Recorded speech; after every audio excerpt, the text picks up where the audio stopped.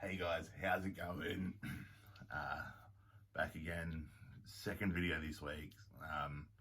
Did say in the video I put out on Monday, looking at the Sharks and Cowboys game, that I was looking at getting this video out this week. As you've heard me talk in the last couple of videos, I've sort of lost my love for rugby league. Like, I still go for the Sharks, always will, but my passion for rugby league is just fading. Don't know what it is, whether it's not going to the games, lack of crowds, lack of atmosphere. Also think it could be to do with, at the start of the year you have your team, but that's not going to be the team you have for the whole season, because players are going to change mid-year, and it's just, I find it very disheartening that we have that. Like, I've got here a couple of ideas I think would improve it. I think one of them I haven't written down here. I think they need to bring in the rules of no more long-term contracts.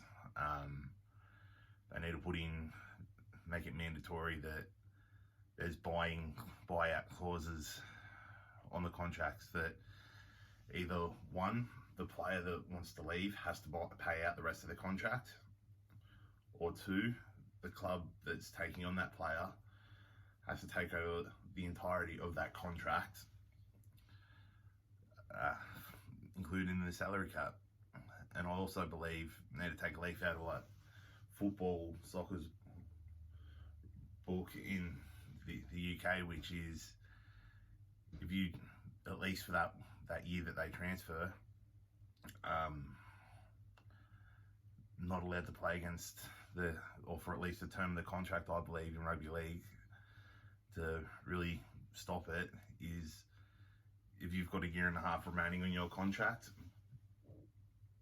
at any point the team you switch to plays the team that you were contracted to, you're ineligible to play.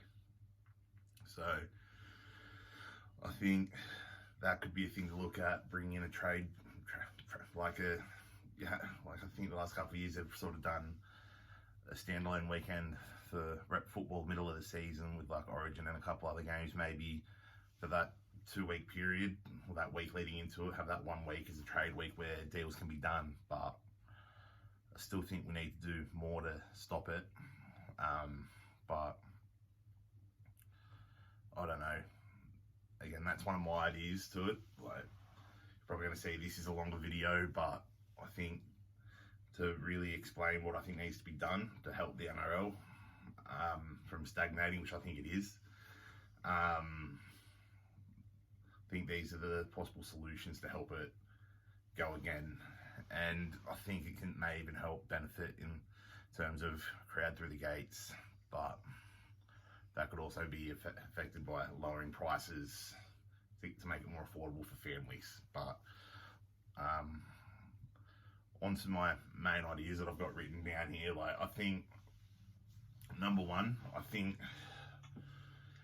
you can definitely see with the last couple of years taking the games to Perth that they're getting crowds.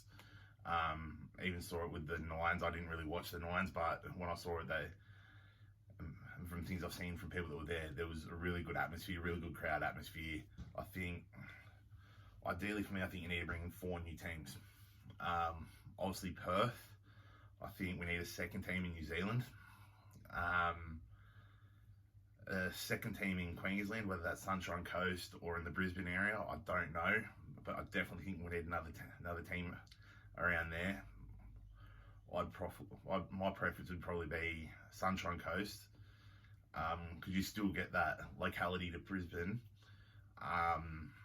but it increases, I think it can increase the base that it reaches, and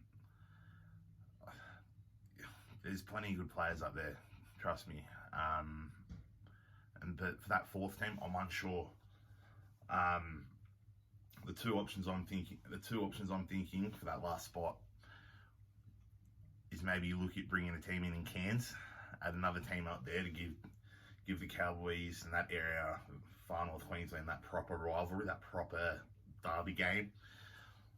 Or maybe even look at bringing in a team from the Pacific Isles, or the Pacific Islands. You look at how strong those nations are getting when it comes to the international game, which is amazing. And I think if we can do something like that, it will only increase the impact they have in future World Cups. And we could even get the day where we see a team from the Pacific win the World Cup, which I think would be absolutely amazing and incredible for the game of rugby league. But obviously doing that, bringing 4 teams, we've got 16 at the moment, that puts us up to 20. But that's where I think we go a bit of the American route.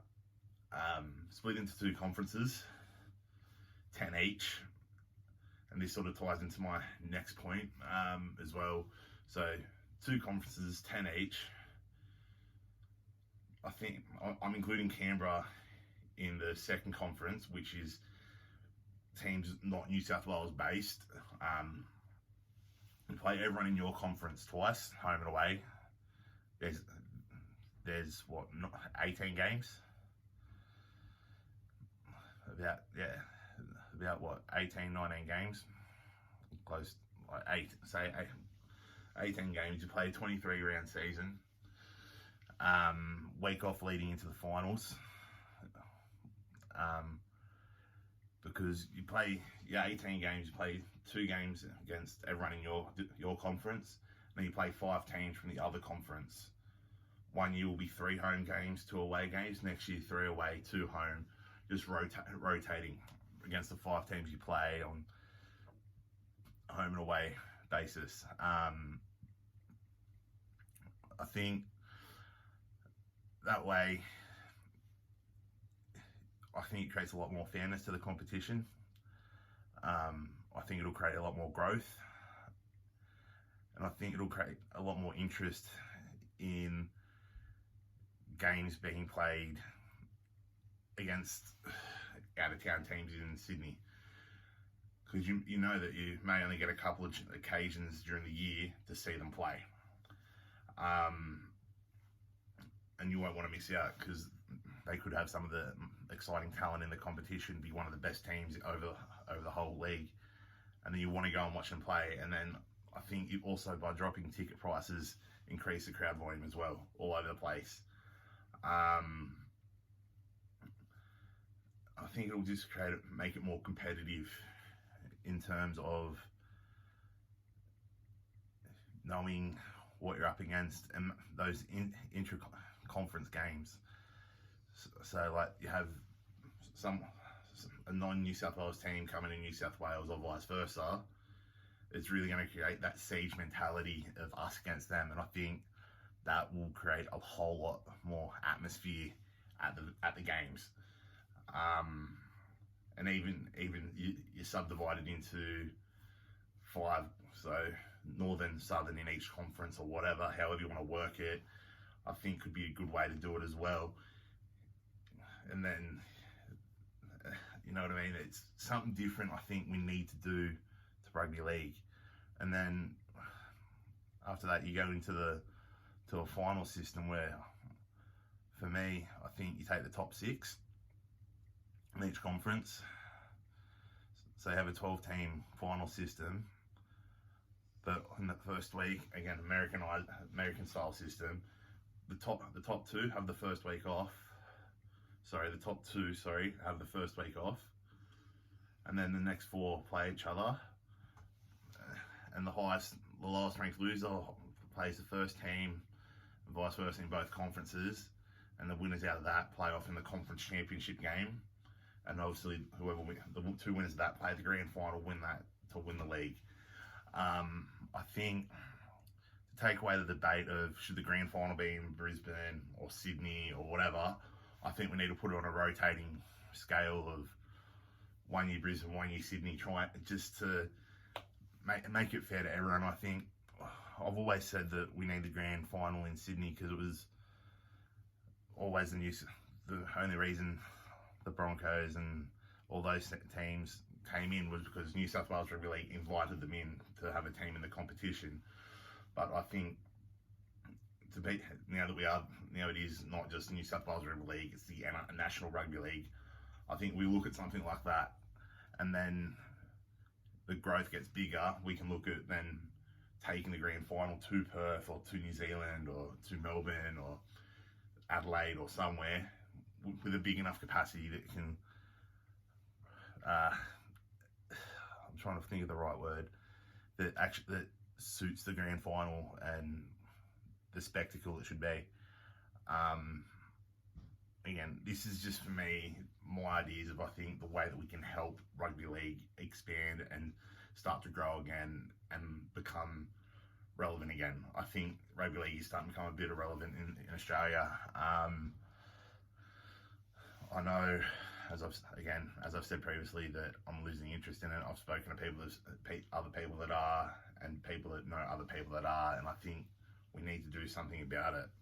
And I think another issue is you look at all the young players in the game that are coming in young, and they don't have that mental experience per se. I think the best way to fix that, is we need to look at bringing in a draft system for the juniors. And I think my reasoning behind this is you see players coming in, they're 17, 18, they're coming in while they're in school or just out of school. They haven't experienced life per se. I think what we need to look at is, if we do the draft, you have to be 21 to nominate. So in those years after you finish high school, I think you need to do study or work. You need to be going to uni or TAFE, working. And I also think we need to not just have the best players playing the game, but the best people.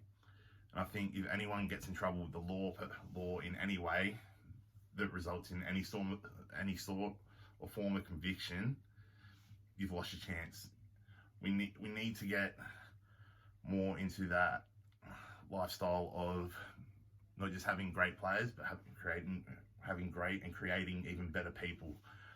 I think that could be the way to do it.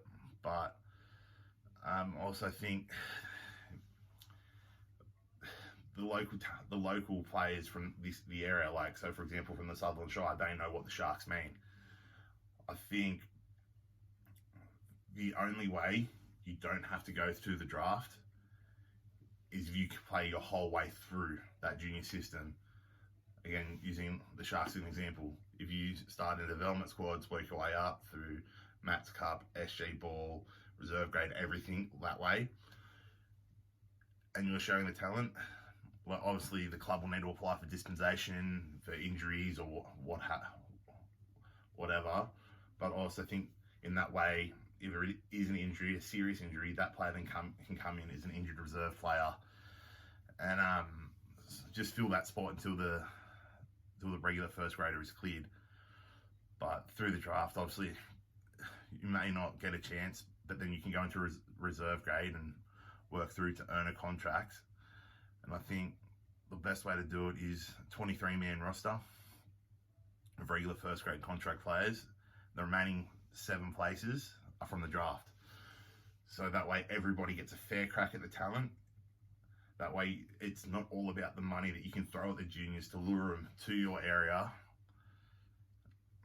Because sometimes you see that happening. And I think then it also puts the pressure on the clubs to look at their local market, look at their local area for the best players that they don't want to lose. Look at someone that may just have that small percentage of being that top echelon player. Don't want to lose them. So you're going to put all the effort into keeping them in the area. And then, you know what? You're going to get more tribalism back in the game. You're going to see teams more filled with local players. Like Cronulla, for example, in 2016, when we won the grand final, we only had 1 player from the local area in that side. Just 1. You know what I mean? Like, for us fans,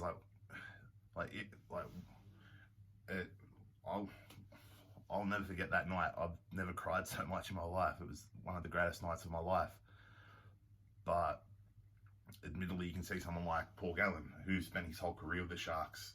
He knew what it meant. But I think you have those local juniors come through at the clubs, and it's going to bring that emotion out even more and make it even more special. But I don't know. It's, for me, these are some ideas that I think, not just for me, but for other people that have fallen out of love with the game, bring that love back. But at the end of the day, again, these are my ideas. I'm sure you guys have some ideas as well. Let me know what they are in the comments below. Do you agree with what I've been saying? Is there stuff you do agree with and don't agree with? Do you think you can add more to it? Any ways to improve any of my ideas? Let me know in the comments down below. If you enjoyed the video, thumbs up on the video, like it, hit subscribe, turn the bell on. Keep being safe, keep looking after each other. But most importantly, as I always say, keep living a great life. Peace.